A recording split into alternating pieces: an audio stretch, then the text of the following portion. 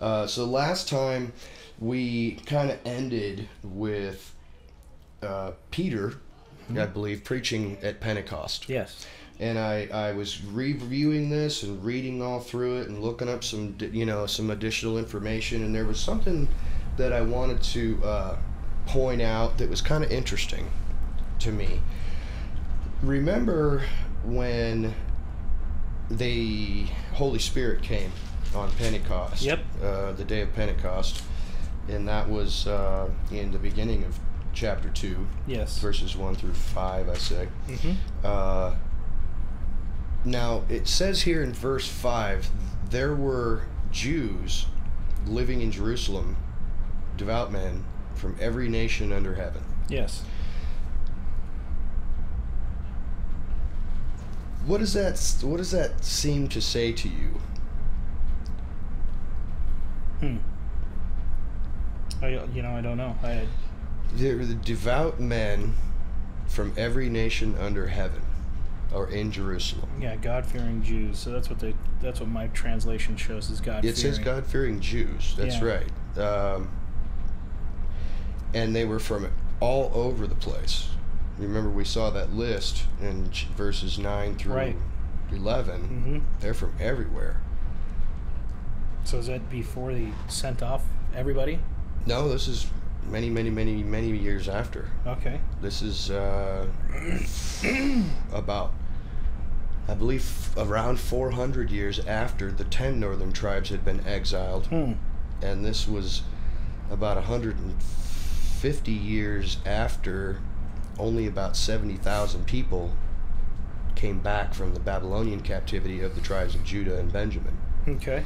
So this indicates to me that there were, and I don't know whether this is an accurate translation of this word Jews either, because it may not be actually Jews at all. It may be better rendered Hebrews. Hebrews. Now, that's not to say, because at this time, remember, those people of the northern 10 tribes had been exiled and essentially seemingly disappeared from the face of the earth. Right. Or are well hidden. Right. Or they don't even know who they are. Those 10 tribes seemingly vanished. There's all kinds of speculation in history textbooks, and you can see it all over the internet with, the 10 lost 10 tribes, people trying to figure out where they came from and where they went and what peoples became them. But I think it's important to consider Luke writing this would automatically identify anyone who worshipped the God of Israel as a Jew, because the 10 northern tribes, they weren't called Jews.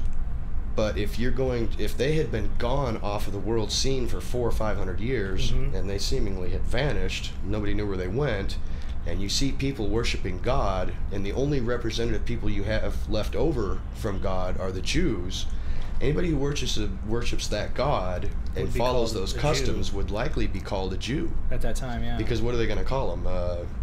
Christianity. They're not going to call them anything else. They're going to say, well, these are Jews. Jews. So it's important to, I think, consider here that these are not necessarily bloodline Jews. Gotcha. These are spiritual Jews, if you want to make that case, that these are just people who worship the God of Israel, the God of the Old Testament. Okay. So these people, because remember I mentioned that this Shavuot, the Pentecost, is a feast where it's one of the 3 of the year that people who worship God have to go up to the city where God is worshipped, Jerusalem. So that's why we have all these quote-unquote Jews gathering themselves in Jerusalem. Now, it is entirely possible and probably likely that some of those people who were exiled from the 10 northern tribes, they recognized and realized that they had been banished and they were under God's wrath and God's punishment for adultery, spiritual adultery, and whoredom. And many of them may have repented and began to worship God as he had instructed them to, wherever they were in exile. Gotcha. And so those people would likely be automatically and incorrectly identified as Jews. They're just Jews. Because they look similar, they worship the God of the Bible, they do all these things, they must be Jews. Not necessarily. Remember that the tribe of Judah was only 1/10 of the nation of Israel. Right. So Right. there's it's an interesting thing that there seem to be all these people all over the world that are worshiping the God of Israel, but are not necessarily Jews. It's just a misnomer. So there's stereotyping going on way back then. Absolutely. Absolutely there was. And there was also massive anti-Semitism back then. I mean, the Jews at this time of Yeshua had already been through 3 Holocausts. Wow. 3 of them, in which the Jews, or the people of God, also the northern 10 tribes was the first exile. The first Holocaust, where the kingdom of Assyria came in and just destroyed and wiped out the Jews, just decimated their army, and took most of them captive, and then put a foreign people in their land. Wow. That's where the Samaritans come from. Gotcha. The Samaritan woman at the well, that was a foreign population that was brought into that land to fill it back up. And you know, when those strange people went to that land, they began to be eaten by beasts, and their food wouldn't grow. And the king of Assyria said, the people came to the king of Assyria and said, something's wrong here. We're not worshiping the God of this land or something, because he's jacking us up. He's killing us all. So they took some of the people that they had deported and brought them back to teach those people who they had brought into the land how to worship this God of this land so that he doesn't kill you. Right. And they formed a concocted, weird mix of Assyrian religion and the worship of our God. And that is what the Samaritans were, those descendants of people. That's why it says the Jews will not talk to Samaritans. They won't go through their country. That's why everyone said, why are you talking to this woman? And that's why the woman said, why are you offering me a drink? You Jews don't have anything to do with Samaritans. Right. Because the Jews viewed them as an interloper, half Mongoloid, know, weird people. Right. That were totally false worshippers of God. Basically Arkansas? Yes. Yes. No, don't say that. Johnny's nearby. He's from Arkansas. I'm just kidding. But what's interesting here when you get to this, and this is what brought this to my attention, is when Peter starts preaching to all these people, and here's the thing that you want to keep in mind. When he begins preaching, and you'll also see this with the other preachers, both Stephen, Peter, James, and Paul preach many sermons in here to save people. What is the message of the gospel that they're saying? That's what's the curious thing to me. And I thought, okay, what are they actually saying to reveal to people what is going on? Okay. And that's when I realized that a lot of what these guys are saying is strictly and completely from the Old Testament. Now, if this book of Acts is, like we have traditionally been taught, a book about how the church was created by taking a group of Jewish men where they go out to the Gentiles who don't know God, who had never, these are heathens. Right. Okay. Let me ask you a question. If you're going to go to a heathen nation, let's see, I'm gonna pull this out of my nose, and it's going to be terribly inpolitically correct, but let's say you go to the Bushmen in Africa or something. They got no concept of the God of the Old Testament or stuff like that. How are you going to present to them the message of this good news? Right. Well, you certainly wouldn't do it by saying this. In chapter 2, verse 22, Men of Israel, listen to these words. Yeshua the Nazarene, a man attested to you by God with miracles and wonders and signs which God performed through him in your midst, just as you yourselves know, this man, delivered over by the predetermined plan and foreknowledge of God, you nailed to a cross by the hands of godless men and put him to death. And then he carries on and starts quoting David and talking about the Old Testament. How are you going to go to a Gentile nation? Now, we got to keep in context here. This is obviously, he's standing in the city of Jerusalem. Right. And there's Jews everywhere. So these people understand what he's talking about. Right. But what's curious is that when he goes to the Gentile nations, he says the exact same things. how would the Gentile nations understand that? The references to a book that they've never read, Right. references to stories they've never heard, prophets they've never heard of, they wouldn't. And therefore, I believe this, and I think we're going to see this as we continue to go forward. Paul, every time he went on a missionary journey, he went to where he knew he would find people worshiping this God in a Jewish synagogue. He didn't go anywhere else. Every single place he went, when you look at, you can, and we'll see it as we go through here, every single city he went to preach, he went to a Jewish church.